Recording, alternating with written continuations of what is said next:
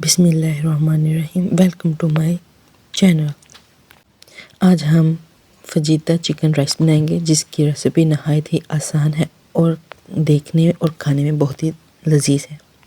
तो चले बनाते हैं। इसके लिए हमें बोनलेस चिकन चाहिए और उसके अंदर जिंजर और गार्लिक का पेस्ट डाल देंगे और साथ में ही लाल मिर्ची डालेंगे, काली मिर्ची डालेंगे, शामिल करेंगे और साथ में सोया सॉस और लेमन विनेगर डाल देंगे, जो कि हर किचन में मौजूद होता है।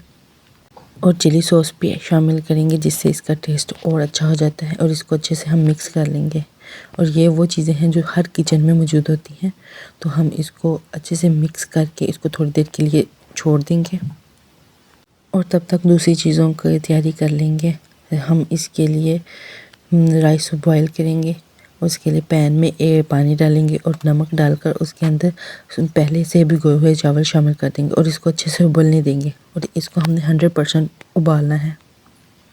एक पैन लेंगे, उसमें थोड़ा सा ऑयल शामिल करेंगे और ऑयल में तैयार किया हुआ चिकन शामिल कर देंगे और उसके बाद उसको अच्छे से फ्राई होने देंगे।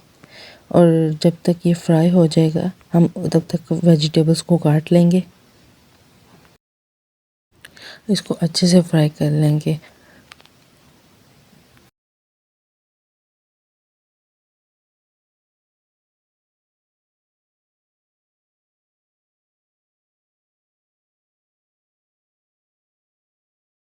अब हमारे पास अच्छे से चिकन फ्राई हो गया है। मैंने इसके अंदर थोड़ा सा पानी ऐड किया था ताकि चिकन कच्चा ना रहे।